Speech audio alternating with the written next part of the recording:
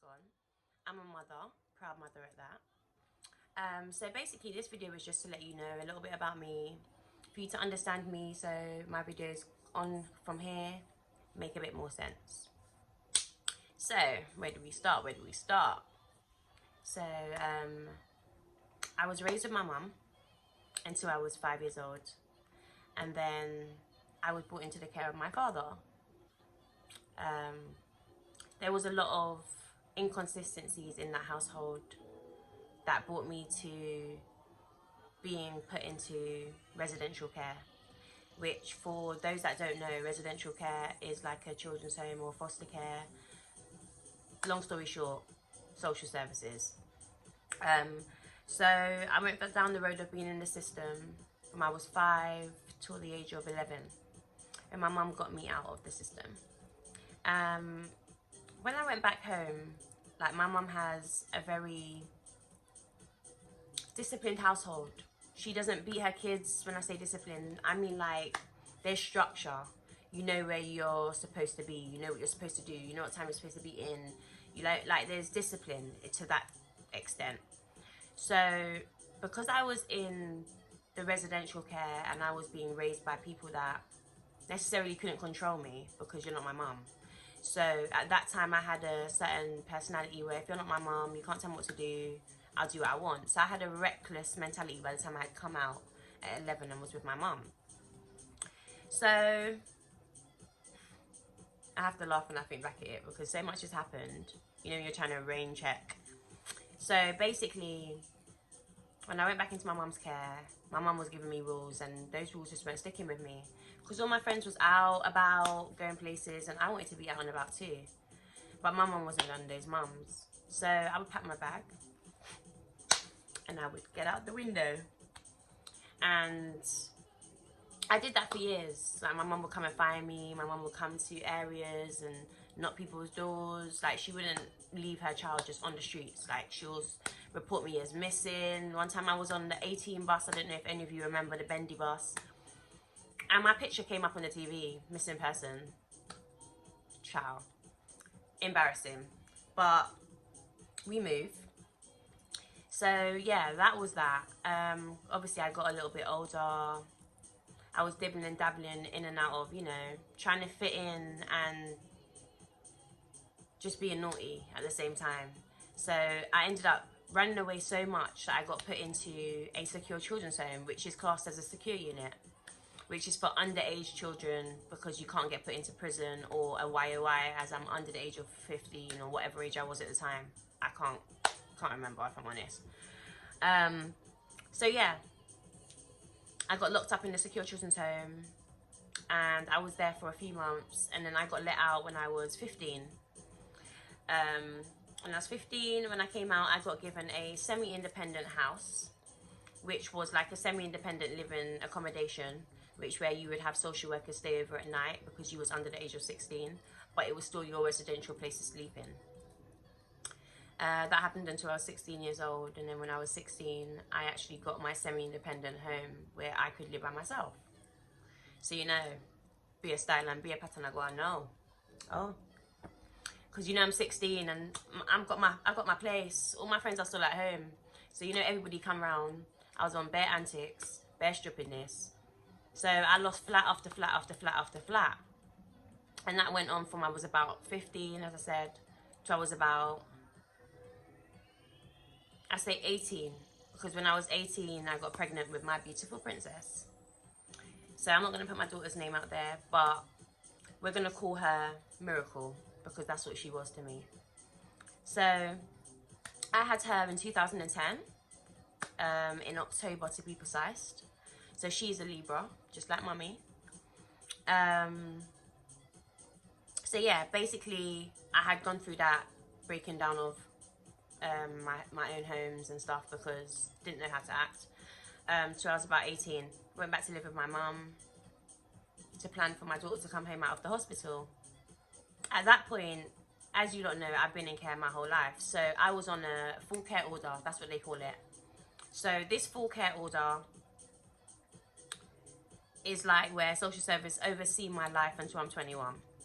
So me having a child at that time was not the greatest timing, because my past of going into prison and getting myself into trouble and all of that stuff stayed with me. It stuck with me. So I did miss that out, and I'm a rewind. So basically, when I was 18, I went to prison for my first time. I went to a prison near Feltham, which is called, what's it called? Bronzefield, which is a private prison. And then I got moved from there to HMP Holloway. And then I got moved to Downview in Surrey, which is another HMP. So I went to 3 prisons in that process of being pregnant with my baby in my belly, okay? Then, as we were, my daughter going home to my mum. So that was the plan, for my daughter to go home to my mum. So when I gave birth, they had called social services to come to my bedside. And when they came to my bedside, they said if I leave the hospital with my child, they'll put me on an interim protection order where they will take my child and put my child in police custody until they could find somewhere for her to live. Remember, the plan was for me to go home with my child. I had done nothing for me not to go home with my child. Okay. So then after that, the next day they brought me to court. So 24 hours after I had given birth, I went straight to court, which was in Willesden, Closter's Church Road. And they had put me on it was some type of protection order. I can't exactly remember, so I don't want to put words in anybody's mouth. But yeah, they put me in a protection order, which put me into a mother and baby unit, which is called a secure mother and baby unit. And the reason why it's a secure mother and baby unit is because the door is locked. So you are locked in, all residents. So basically I was locked in, and if I changed her nappy, if I fed her, if I bathed her, they had to observe everything, okay? My door could never be closed, so it had to be open all night, every night. So we'd have 1 day out a week by ourselves. And that 1 day, I had put her in the childminders, right? Which is allowed. You're allowed to pay for your childminder, put your child in the childminders for that 1 day while you get your day out. So I done that. But she had had oral thrush. I don't know if any of you are mothers watching this, but I'm sure you are. And it's that white stuff that babies get on their tongue when they're supposed to use the Invocol. So I need to bring her to the doctors. But you know, like, you're stressed out, first time mum. I'm living Quay in Thornton Heath. No, that's a lie. I was in Tulse Hill. So I was living quite far. And none of my family live in South London. They're all from Northwest London. So, you know, like, I'm in a secure place, locked in. It's just reminded me of when I was in care and I was locked in and have to be supervised everywhere I go. So it brought me back. And it was just like a flashback to some degree. But I still stuck it out. So put her in the childminders that day, went out, saw my friends in Peckham, came back. When I came back, somebody had called me and told me before I came back that my child had come back to that to that secure place today. So I was like, how? Because she's in the childminders. Anyways, cut a long story short, they took my child out the childminders, brought my child to the doctors, done all of this without my parental consent, and didn't consult me. So if they got licked down by a bus on this journey, how would they tell me what happened to my child? Right.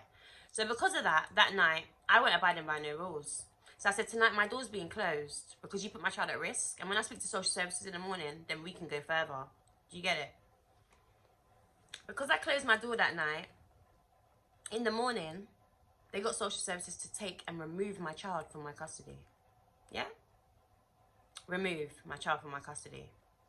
My daughter was 4 weeks old, 1 month. Okay? I was supposed to be in this secure mother and baby unit for 12 weeks, which is a 3-month assessment. Remember, we're 4 weeks in. Yeah? Cool. They took my child out of my care. So from there, I went AWOL. I didn't want to go back to Northwest London. It made me feel sick to even step into the area, to go to my mum's house. Just all of that brought back memories of me wanting to go home with my child.